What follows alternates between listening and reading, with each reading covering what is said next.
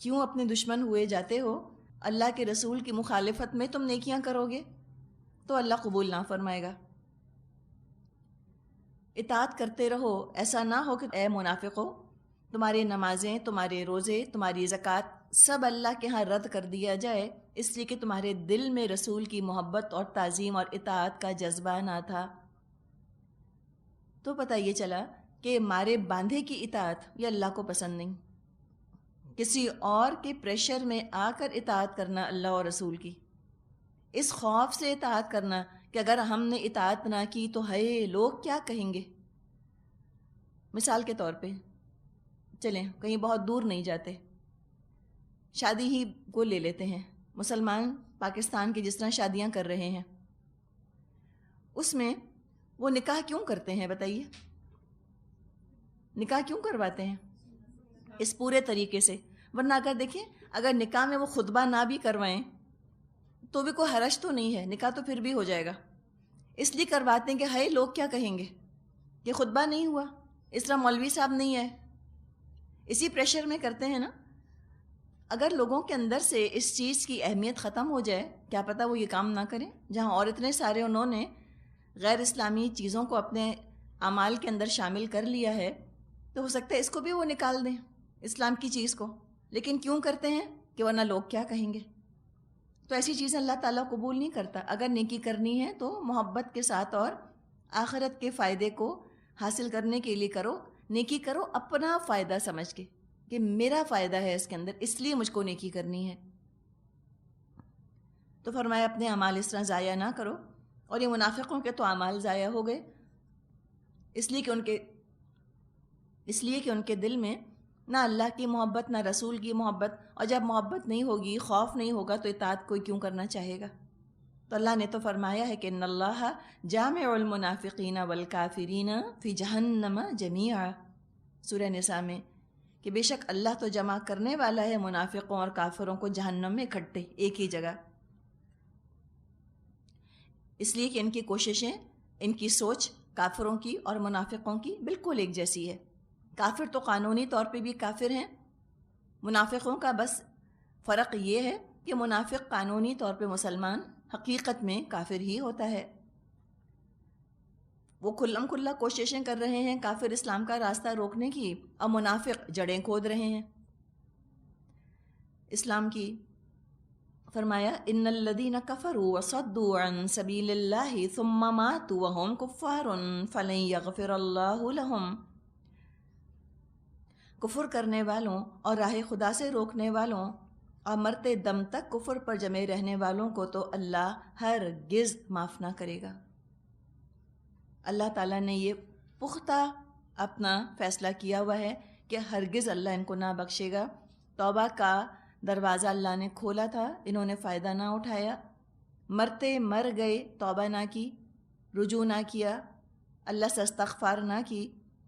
اب قیامت کے میدان میں جب یہ کھڑے ہوں گے اور وہاں توبۃ اللہ کریں گے، اللہ نہیں ہرگز بخشے گا ان کو۔ اب مسلمانوں کو خطاب کیا جا رہا ہے کہ فَلَا تَهِنُوا وَتَدْعُوا إِلَى السَّلْمِ وَأَنْتُمُ الْأَعْلَوْنَ وَاللَّهُ مَعَكُمْ وَلَن يَتِرَكُمْ أَعْمَالَكُمْ، بس تم بودے مت بنو اور صلح کی درخواست مت کرو، تم ہی غالب رہنے والے ہو، اللہ تمہارے ساتھ ہے اور تمہارے اعمال کو وہ ہرگز ضائع نہ کرے گا۔ اس آیت میں خطاب مخلص مومنوں سے ہے۔ ہو یہ رہا تھا جب جنگوں کا سلسلہ شروع ہونے والا تھا ہجرت کے بعد، تو منافق نہیں چاہتے تھے کہ جنگ ہو، اور منافق کبھی نہیں چاہے گا کہ جنگ ہو، چاہتا تو مومن بھی نہیں۔ جنگ کسی کو پسند تو نہیں ہے نا، انسان فطرتاً امن پسند ہے، اور مومن تو ہوتا ہی امن پسند ہے، ایمان جس میں ہو اس کو تو جھگڑا فساد اچھا نہیں لگتا۔ تبھی تو اللہ تعالیٰ نے فرمایا ہے سورہ بقرہ میں کہ کتب علیکم القتال وہو کرہ لکم، اے مسلمانوں تم پر جنگ فرض کر دی گئی ہے حالانکہ وہ تم کو بہت ناگوار ہے۔ مسلمانوں کو اچھا نہیں لگتا تھا، نعوذ باللہ، کہ مسلمان بلڈ تھرسٹی نہیں تھے، خون کے پیاسے نہیں تھے کہ لڑ لڑ کے اور مار مار کے دوسروں کو ان کو خوشی محسوس ہو، لیکن ضرورت تھی، نیڈ آف دی آور تھی، ان کو پتہ تھا اس کے بغیر کفر کا زور ٹوٹنا نہیں۔ تو مسلمان بھی چاہتے تو نہیں تھے جنگ، لیکن بہرحال وہ دل و جان سے حاضر ہو جایا کرتے تھے۔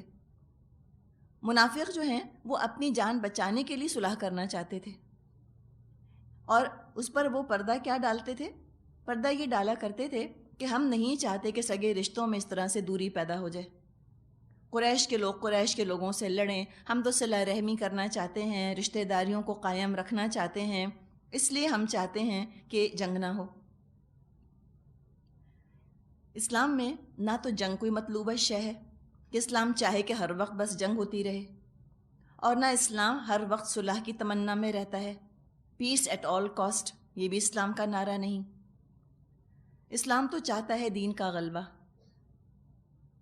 لا تکونوا فتنة ویکون الدین کلہ للہ، فتنہ نہ رہے اور دین کل کا کل اللہ کے لیے ہو جائے۔ تو اسلام چاہتا ہے دین کا غلبہ، لوگوں تک اسلام کا بس پیغام پہنچانا ہے کہ اسلام کی مٹھاس سب تک پہنچ جائے، سب کو اسلام کا فائدہ پہنچے، جو ایمان لائیں وہ بھی فائدہ اٹھائیں گے، جو ایمان نہ لائیں کم از کم وہ اسلام کے نظام کے تحت زندگی تو گزاریں، تاکہ ظلم کا اور جبر کا خاتمہ ہو جائے، ان کی زندگیوں سے ناانصافی نکل جائے، ایکسپلائٹیشن نکل جائے، اپنے مذہب پر قائم رہیں، کم از کم انصاف تو ان کو مہیا ہو۔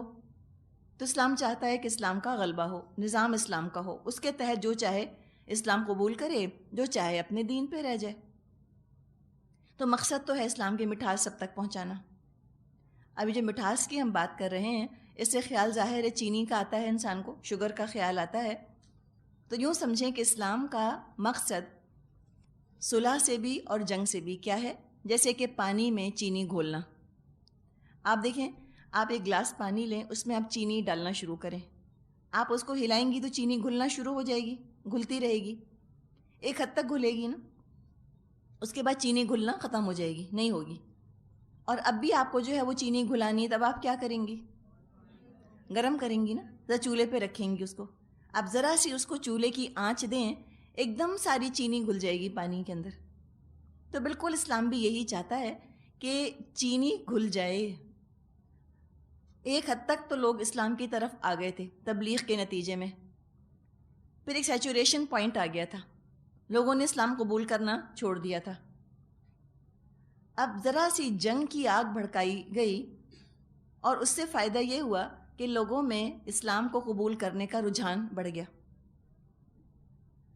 اور ہم جانتے ہیں کہ کچھ لوگ ایسے ہوتے ہیں جو واعظ اور نصیحت کے ذریعے بات مانتے ہیں، اور کچھ ایسے ہوتے ہیں جن پر واعظ اور نصیحت اثر نہیں کرتا، وہ طاقت کے ذریعے بات مانتے ہیں، وہ طاقت سے، اقتدار سے اور کامیابی سے متاثر ہوتے ہیں۔ جو جنگ کی آگ جلائی گئی، اس کے نتیجے میں نہ صرف سارے عرب والے ایمان لے آئے بالآخر، بلکہ یہ بھی ہم نے دیکھا کہ ان کا ایمان کا رنگ اتنا پکا ان کے اوپر چڑھا کہ 1400 سال گزرنے کے بعد آج بھی وہ رنگ ان کا نہیں اترا۔ ایسا عربوں کے اوپر پختہ رنگ جو ہے وہ اسلام کا چڑھ گیا، پائیدار رنگ۔ تو یہی بات یہاں فرمائی جا رہی ہے کہ دیکھو، فلا تہنوا وتدعوا الی السلم، تم کمزور مت بنو اور تم صلح کی درخواست مت کرو کافروں سے۔ ابھی تو جنگوں کا سلسلہ شروع ہو رہا ہے، صلح یقیناً پسندیدہ ہے، لیکن کمزوری دکھاتے ہوئے صلح کرنا یہ پسندیدہ نہیں۔ ایک ہوتی ہے صلح جو کہ طاقت کے مقام پر پہنچ کر آفر کی جاتی ہے، جیسے کہ فتح مکہ کے موقع پہ صلح ہوئی، وہ بڑی شاندار صلح ہے۔ ایک صلح ہوتی ہے جو کہ کمزوری کے اظہار کے طور پہ ہوتی ہے۔ صلح حدیبیہ کے موقع پہ جو صلح نبی اکرم صلی اللہ علیہ وسلم نے کی، نبی اکرم صلی اللہ علیہ وسلم ایک ڈومیننٹ پوزیشن میں تھے، تو آپ نے ہرگز بھی دب کر صلح نہیں کی، کمزوری کے اظہار کے طور پہ آپ نے صلح نہیں کی، بلکہ ایک طاقت کے ساتھ آپ نے صلح کی۔ تو یہاں پر جس چیز سے منع کیا جا رہا ہے کہ اپنی کمزوری کو تم صلح کے پردے میں مت چھپاؤ، یہ نہ ہو کہ تم جان اور مال کی آزمائش سے بچنا چاہ رہے ہو اور تم صلح کا نعرہ بلند کر دو، یہ مت کرو، کمزوری رہ جائے گی تمہارے اندر۔ تم اللہ کی راہ میں جنگ کرو، تم ضرور ہی اونچے رہو گے۔ اللہ تمہارے ساتھ ہے، اے مسلمانوں، اے مومنوں، اللہ ہرگز تمہارے اعمال ضائع کرنے والا نہیں۔ اعمال سے مراد یہاں پر ہے کہ جو تم اللہ کے دین کو نافذ کرنے میں جد و جہد کر رہے ہو، وہ کوئی چیز بھی ضائع ہونے والی نہیں۔ اور جو چیز انسان کے پیروں کی بیڑی بنتی ہے، اس کا بھی ذکر کر دیا گیا، اس کی اہمیت بتا دی گئی۔ فرمایا انما الحیات الدنیا لعب ولہو وَإِن تُؤْمِنُوا وَتَتَّقُوا يُؤْتِكُمْ أُجُورَكُمْ وَلَا يَسْأَلْكُمْ أَمْوَالَكُمْ۔ یہ دنیا کی زندگی تو ایک کھیل اور تماشا ہے، اگر تم ایمان رکھو اور تقوی کی روش پر چلتے رہو تو اللہ تمہیں تمہارے اجر دے گا اور وہ تمہارے مال تم سے نہ مانگے گا۔ یہ دنیا کے لیے جو تم پیسہ بچا رہے ہو، دنیا کے لیے بچا رہے ہو، دنیا پہ خرچ کرو گے تو دنیا کیا ہے؟ کیا پائیداری ہے؟ کوئی پائیداری نہیں، کوئی پرماننس نہیں۔ ایک بلبلہ ہے، بلبلے پر کون تعمیر کرتا ہے؟ ببل کے اوپر کون کنسٹرکشن کرتا ہے؟ پانی کی لہروں پر تو کوئی عمارت نہیں بناتا۔ تو تم کو انویسٹ کرنا ہے تو پائیدار آخرت میں انویسٹ کرو۔ یہ آنی جانی دنیا ہے، اس پر اتنا دار و مدار مت رکھو۔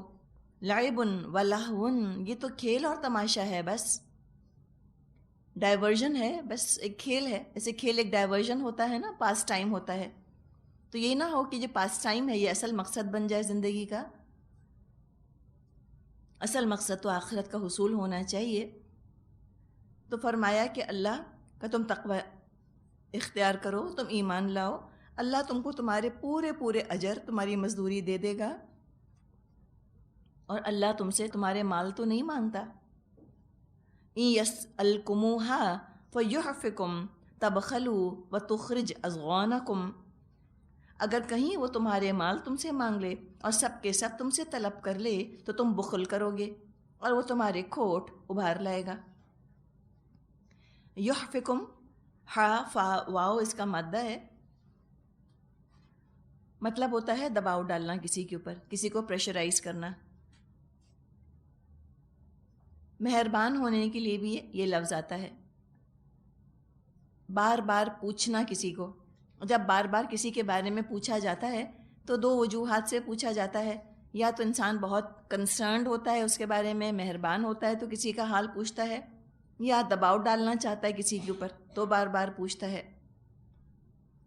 تو فرمایا کہ اگر اللہ تم سے سارے مال تمہارے مانگ لیتا اور تم پہ دباؤ ڈالتا کہ سب اللہ کی راہ میں خرچ کر دو، تب خلو، تم تو بخل کر جاتے اور تمہارے چھپے کھوٹ نکل آتے۔ تو اللہ تو سارے کا سارا مانگتا بھی نہیں۔ زکوٰۃ بھی آپ دیکھیں 2.5% ہی تو ہے، 97.5% تو تمہارا ہی مال ہے۔ تو منافقوں سے زکوٰۃ نہ دی جاتی تھی، اتنی بھاری لگا کرتی تھی ان کو زکوٰۃ۔ کہیں اللہ یہ تقاضا کرتا کہ 2.5% اپنے پاس رکھو اور 97.5% اللہ کی راہ میں دے دو، تو کتنے ہوتے جو اس معیار پر پورے اترتے؟ کتنے ہوتے بتائیے؟ بہت کم، آٹے میں نمک کے برابر بھی نہ ہوتے۔ تب خلو کا لفظ کتنا پیارا ہے۔ 97.5% بھی تم اگر دے دیتے تو اللہ تمہارے ہی لیے تو انویسٹ کرتا۔ تمہارے مال جو تم سے مانگتا ہے، اللہ کو تو گھر نہیں چاہیے، اسے تو گھر نہیں بنوانا، کپڑے نہیں خریدنے، کھانا نہیں لینا۔ جو اللہ کے ہاتھ پہ رکھو گے تمہارے ہی لیے تو انویسٹ ہوگا، لیکن تم اپنی ہی فائدے سے دامن چرا جاتے ہو، بخل کر جاتے ہو، اس لیے کتنا تمہارا جو ہے وہ سارا فوکس ہو کے رہ گیا اس دنیا کے اوپر۔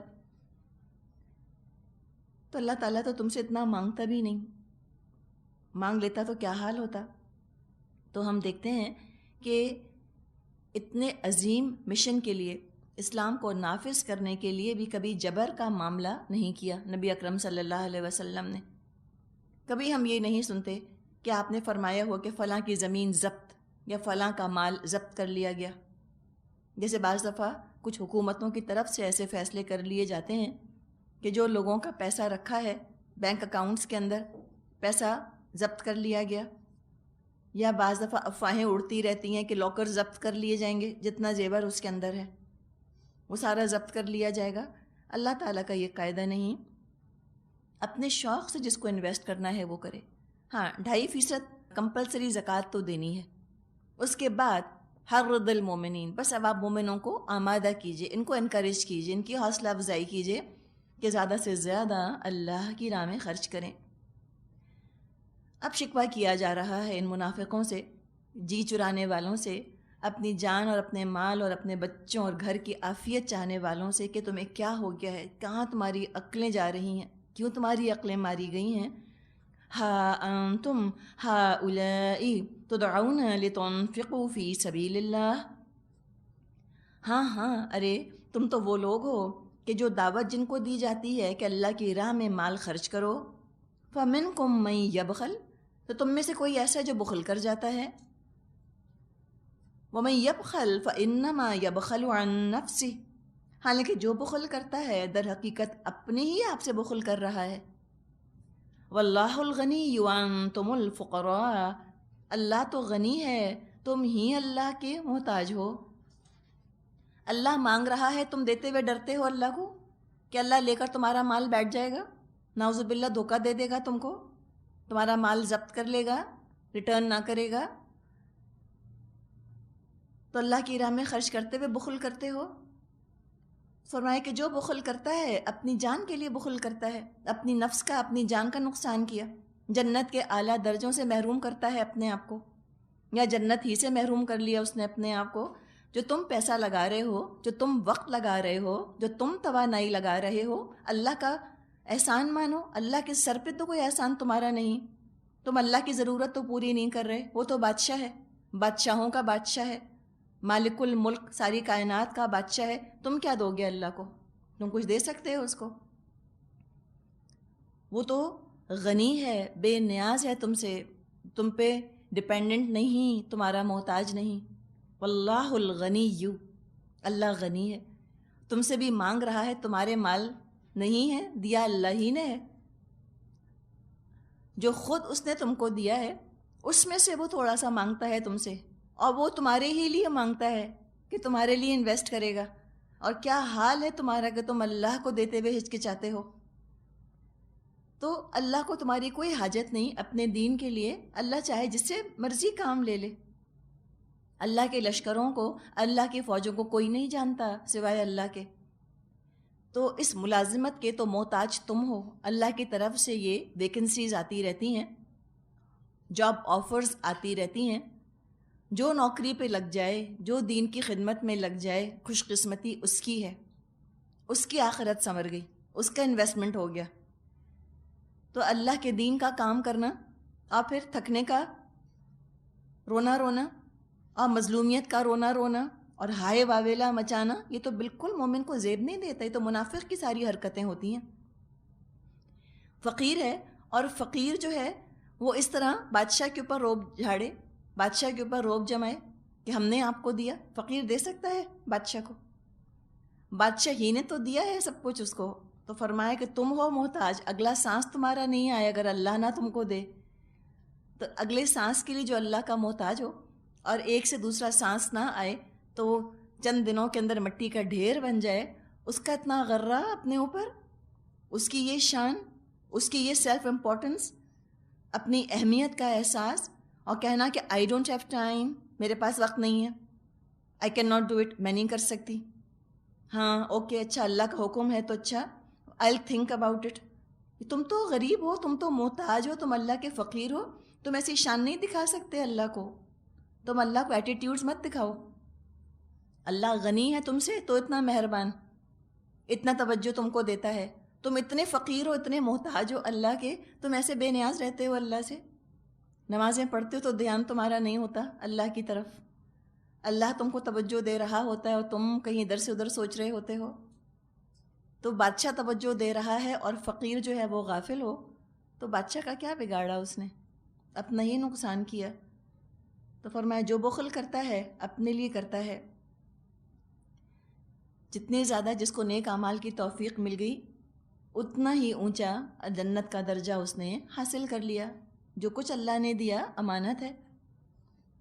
فرمایا اچھا تم جہاد سے منہ موڑو گے، تم اللہ کی راہ میں نہیں نکلو گے، تم اپنے گھر، اپنے بچے، اپنی جان، اپنا مال سمیٹ سمیٹ کر بیٹھے رہو گے تو بیٹھے رہو، جاؤ، اللہ تمہارا محتاج تھوڑی ہے۔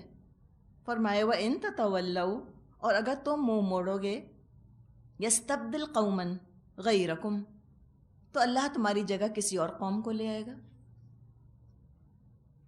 اللہ کوئی مجبور یا باؤنڈ تو نہیں ہے کہ تم ہی سے کام لے گا، اور تم نہیں کرو گے دین کا کام تو کوئی اور ہے ہی نہیں جو دین کا کام کرے گا۔ تو اپنے آپ کو تم اس طرح سے انڈسپینسیبل مت سمجھنا۔ بعض دفعہ انسان کو غرہ ہو جاتا ہے نا کہ ہمارے بغیر تو کام نہیں چل سکتا۔ بعض دفعہ گھر میں ملازمین ہوتے ہیں جو پرانے ہو جاتے ہیں، ان کو یہ خیال ہونے لگتا ہے کہ ہم نہیں ہوں گے تو ان کا تو کام ہی نہیں چلے گا، کون کھانا پکائے گا ان کے لیے، کون گاڑی ان کی چلائے گا، ہم ہیں تو ان کا کام چل رہا ہے۔ تو منافق کو بھی خیال یہ آ جاتا ہے کہ میں ہوں تو دین کا کام ہو رہا ہے، میں نہیں کروں گا تو دیکھتے ہیں پھر کیا ہوتا ہے دین کا۔ تو اللہ تعالیٰ نے سارا غرہ ختم کیا کہ اللہ تو کسی اور قوم کو لے آئے گا، اللہ کے لیے کیا مشکل ہے، کوئی اللہ کی نظر میں انڈسپینسیبل نہیں، کسی کی ویلیو نہیں اللہ کی نظر میں، ویلیو صرف اعمال کی ہے اور تقوی کی ہے۔ ان اکرمکم عند اللہ اتقاکم، سب سے زیادہ باعزت وہ ہے اللہ کی نظر میں جو سب سے زیادہ تقوی والا ہے۔ دولت کے انبار اللہ نے تم کو دیے، ذہانت اللہ نے تم کو دی، معاشرے کے اندر مقام اللہ نے تم کو دیا، اور تم اپنی شان بڑھاتے ہو اور تم اسلام کی شان بڑھانے کی کوشش نہیں کرتے۔ تمہیں یہ ڈر ہے، تمہیں یہ انسیکیورٹی ہے کہ اگر ہم نے دین کے لیے کام کیا تو ہماری شان میں کمی آ جائے گی، لوگ ہمارا مذاق اڑانے لگ جائیں گے، تم ڈرتے ہو تو ٹھیک ہے، مت کام کرو تم دین کا، نو پرابلم۔ یستبدل قوما غیرکم، اللہ کسی اور سے کام لے لے گا۔ ثم لا یکونوا امثالکم، پھر تم جیسے کاہل نہیں ہوں گے، وہ تم جیسے کام چور نہیں ہوں گے، تم جیسے جہاد سے جی چرانے والے نہیں ہوں گے، تم جیسے رونے دھونے والے، مظلومیت کا اظہار کرنے والے نہیں ہوں گے، اور نہ اللہ رسول پر ایسے احسان جتانے والے ہوں گے۔ اللہ کے پاس کوئی کمی نہیں، وہ تو اللہ کا احسان جس کو اللہ موقع دے دے۔ تو ہر ایک ایسا ناشکر، ایسا احسان فراموش نہیں ہے اے منافقوں تم جیسا، کہ جس کو آخرت حاصل کرنے کا موقع دیا جائے تو وہ رونا دھونا شروع کر دے اور اسلام کو برا بھلا کہنا شروع کر دے، مانگا کیوں، کہا کیوں ہم سے ایسے کرو، مت کرو، چلے جاؤ، کوئی بات نہیں، اللہ کسی اور قوم کو یہ موقع دے دے گا، یہ سعادت، یہ خوش قسمتی کسی اور کے نصیب میں آ جائے گی، اللہ یہ تاج کسی اور کے سر پہ رکھ دے گا۔ آخر پہلے بنی اسرائیل بھی تو تھے نا جو اس طرح اسکیپ روٹ ڈھونڈا کرتے تھے احکامات میں سے، اللہ نے ان کو بھی تو اٹھا کر پھینک دیا ایک طرف۔ اسی طرح اللہ کے لیے کیا مشکل ہے کہ اللہ تم کو اٹھا کر ایک طرف پھینک دے، اللہ کوئی اور قوم اٹھا دے۔ اور پرانے نوکروں کی طرح یہ پرانے مسلمان جب ہو جاتے ہیں وہ بھی اپنے آپ کو انڈسپینسیبل سمجھنے لگتے ہیں، وہ سمجھتے ہیں ہم ہیں تو اسلام کا نام زندہ ہے نا، ہم نماز پڑھ رہے ہیں تو اسلام چل رہا ہے نا۔ کیا مشکل ہے اللہ کے لیے؟ یہ جتنا مسلمان ممالک ہیں جن کو کہ نفاق کا مرض ہوا ہے، اللہ ان سب کو ختم کر دے، اللہ کسی اور قوم کو توفیق دے دے وہ مسلمان ہو جائیں، اللہ امریکنز کو توفیق دے دے وہ مسلمان ہو جائیں، اللہ یورپینز کو توفیق دے دے وہ مسلمان ہو جائیں، وہ اسلام کا جھنڈا اٹھا لیں اور وہ اسلام کو سرخرو کریں۔ اور حقیقت ہے کہ اگر واقعی وہ جو قومیں ہیں، اگر اللہ نے ان کو ہدایت دے دی، اللہ نے توفیق ان کو دے دی، وہ ہماری طرح سوری مسلمز کبھی نہیں بنیں گے، وہ ایک ترکی والے مسلمانوں کا سا رویہ اختیار نہیں کریں گے کہ جو ایک کپڑے کے ایک گز ٹکڑے سے اس قدر خوف زدہ ہیں۔ 1,00,000 لوگوں نے ڈیمنسٹریشن کیا ہے استنبول میں کہ ہم ایسی عورت کو پریزیڈنٹ ہاؤس میں برداشت نہیں کر سکتے جو اپنا بال کور کرتی ہو، اس پہ ڈیمنسٹریشنز ہو رہے ہیں نا۔ سوچیں اس حد کو ہم سوری مسلمز بن گئے ہیں، اتنے ہم امبیرسڈ مسلمز ہیں۔ اگر تو یہ قومیں جو آج دنیا میں ترقی یافتہ ہیں، اگر اللہ نے ان کے ہاتھ میں جھنڈا تھما دیا ہم مسلمانوں سے جو اس وقت کے مسلمان ہیں ہم سے لے کر، اور اگر ان کے پاس جھنڈا چلا گیا اسلام کا، تو یہ اس طرح کے امبیرسڈ مسلمز کبھی بھی نہیں بنیں گے۔ یہ تو وہ تاثر دیں گے کہ جو اسلام پہ نہیں چلتا اس سے بڑھ کر بے وقوف کوئی نہیں، اس طرح یہ بات کریں گے، اس اعتماد کے ساتھ بات کریں گے کہ جو شراب پیتا ہے اس سے بڑھ کر بے وقوف کوئی نہیں، جو عورت پردہ نہیں کرتی اس سے بڑھ کر احمق اور کوئی نہیں، یہ تاثر دیں گے، اس لیے کہ ان کی آئیڈیالوجی کا طریقہ ہی یہ ہے۔ یہ آج جب غلطی پر ہیں، جب یہ غلط چیز کے پیچھے، گمراہی کے پیچھے چل رہے ہیں، تو گمراہی کو جب اتنا مزین کیا ہے انہوں نے، اور دنیا والوں کو تاثر یہ دیا ہے کہ جو ان کی پیدا کی ہوئی ان کی پسندیدہ گمراہیوں پر عمل نہیں کرتا وہ تو کسی قابل ہی نہیں، بات کرنے کے قابل نہیں، وہ تو سوشل آؤٹ کاسٹ ہے. یہی تاثر ہے نا، جس کو یہ نہیں پتا کہ اکیڈمی ایوارڈ کس کو ملا، آسکرز کس کو ملے، ٹاپ 10 لسٹ پر کون آیا. جو بکنی نہیں پہنتا اس کو تو کہتے ہیں بیکورڈ ہیں، بے وقوف ہیں. تو سارے گناہوں کو انہوں نے کتنا مزین کیا ہے اور کیسا عزت کا سمبل بنا دیا ہے نا. تو آپ سوچیں کہ اگر ان کے پاس حق آ گیا تو یہ حق کو کتنا سجائیں گے، یہ حق کو کیسا مزین کریں گے، کتنا خوبصورت بنا کر دکھائیں گے. اور یہ دنیا والوں میں ایک یونیورسل کلچر پھیلا دیں گی جو کہ اسلامک کلچر ہوگا. اور یہ تاثر دے دیں گے جو اسلام پہ نہیں چلتا وہ کسی قابل نہیں، جو اسلام کو نہیں مانتا اس کی تو عقل بھروسے کے قابل ہی نہیں.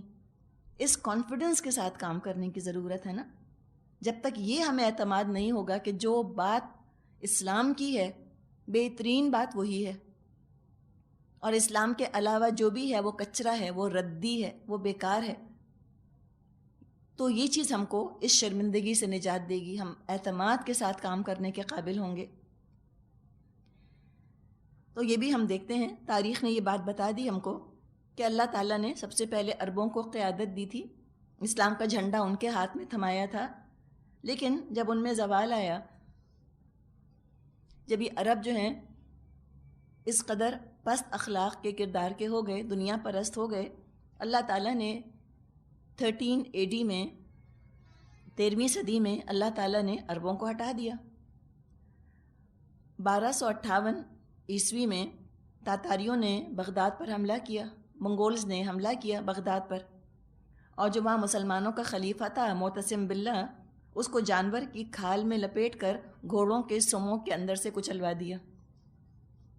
جانور کی کھال میں لپیٹا اور اس کے اوپر سے گھوڑے انہوں نے دوڑوا دیے، تو کیا قیمہ اس کا بنا ہوگا. اور خلافت جو ہے اس کے بعد مسلمانوں کی وہ ترکوں کے پاس اس طرح سے گئی کہ یہی تاتاری پھر آگے مسلمان ہو گئے. تو کسی نے شعر کہا ہے نا کہ ہے آیا فتنہ تاتار کے افسانے سے، پاسباں مل گئے کعبے کو صنم خانے سے. کہ وہ جو کہ خود بت پرست تھے، یہ منگولز بالکل ہوش، بالکل جنگلی قوم تھی، باربیرینز تھے، ایسا اللہ نے ان کو مہذب کیا کہ پھر آٹومن ٹرکس اور یہ ساری جو مختلف نسلیں آئیں بادشاہوں کی، یہ ٹرکس وغیرہ یہ کیا ہیں، یہ منگولز ہی تو تھے سارے، آٹومن ٹرکس. تو اللہ تعالیٰ تو جس کو چاہے توفیق عطا فرما دے، جس کے ہاتھ میں اللہ تعالیٰ چاہے اپنے دین کے کام کا جھنڈا تھما دے، ان کی قسمت کھل جائے، یوں سمجھیں کہ ان کی لاٹری کھل گئی. تو جو ناقدری کرتا ہے پھر اللہ تعالیٰ اس سے کام نہیں لیتا، جاؤ تم ٹھیک ہے، لا یکونوا امثالکم، دوسری قوم جو آئے گی وہ تم جیسی نہیں ہوگی، وہ تو زبردست طریقے سے اسلام کے حامی ہوں گے. والآخر دعوانا سبحانک اللہم وبحمدک نشہد ان لا الہ الا انت نستغفرک ونتوب الیک. السلام علیکم ورحمۃ اللہ وبرکاتہ.